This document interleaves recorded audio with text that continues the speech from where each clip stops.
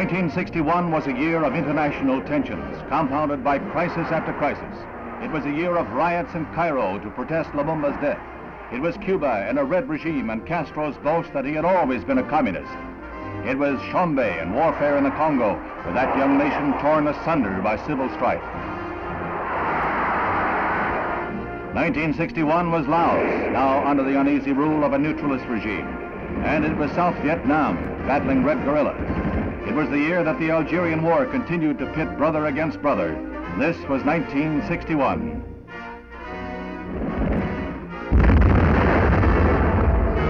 In January, John Fitzgerald Kennedy was sworn in as the 35th President of the United States and began the momentous task of guiding the nation through the critical years ahead.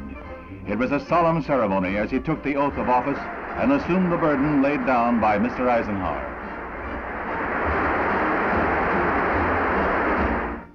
President Kennedy made his first venture into personal diplomacy with a trip to Europe, conferring first with General de Gaulle, who remained unconvinced that he can or should negotiate with Russia over Berlin.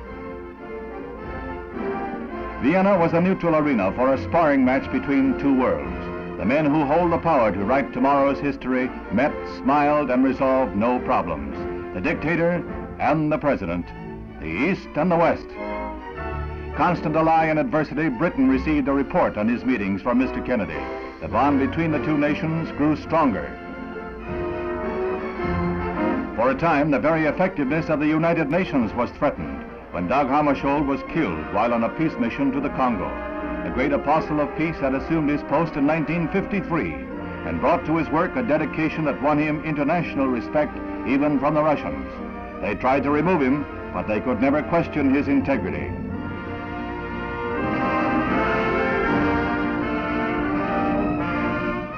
Thant of Burma succeeded Mr. Hammarskjold to guide the UN during the parlous times it faces.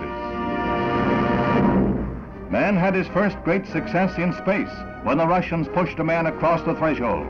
He was Yuri Gagarin, the astronaut the Russians lionized as the first to orbit the Earth. It was the propaganda coup of the year. After the Russian flight, U.S. plans were accelerated. Commander Alan B. Shepard was sent into sub-orbital flight. Unlike the Russian venture, this took place in the white-hot glare of worldwide publicity. The Mercury capsule is right on course as the commander took over the controls to become the first man to guide a spacecraft. 115 miles up, he went 300 miles downrange, right on target, and was picked up by waiting helicopters.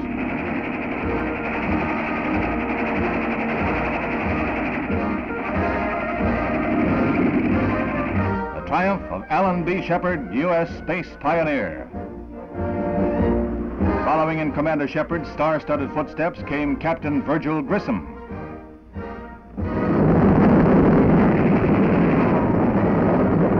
Everything is A-OK until the heartbreaking finale. As the captain prepared to leave the capsule, explosive bolts on the escape hatch let go, and the Mercury is lost. However, the moon gets closer. The line of demarcation in the Cold War lies in Berlin. West Berlin, with its burgeoning prosperity, is a thorn in the side of the Reds. Refugees from the East escaped by the tens of thousands until the communists in desperation threw up their wall of hate to seal off the border.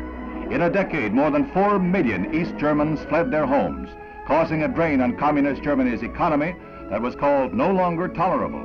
Their answer, the wall. Now entire families are separated, their only communication a wave from a distance. This is heartbreak. This is the poignant drama not found in the reports of diplomats. A bride in the East can only wave to her mother in the West. She takes her vows in public loneliness. The border is strengthened, but still they escape. She hangs from a second-story window. The Red police try to pull her back. The Westerners try to free their grip.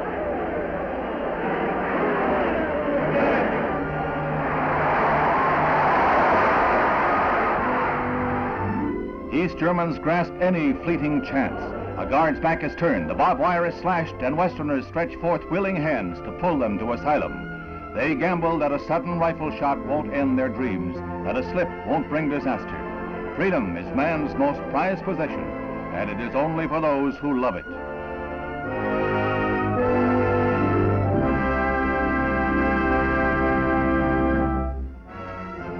Immediately following the death of Dag Hammarskjold, the United Nations Assembly heard an historic address that established the policy of the Western world. Mr. Kennedy presented a manifesto for peace in momentous and moving words, most of them directed at the Russian delegation. Ladies and gentlemen of this assembly, the decision is ours. Never have the nations of the world had so much to lose or so much to gain. Together we shall save our planet, or together we shall perish in its flames. Save it we can, and save it we must. And then shall we earn the eternal thanks of mankind, and as peacemakers, the eternal blessing of God. It was a year that shaped the future of man.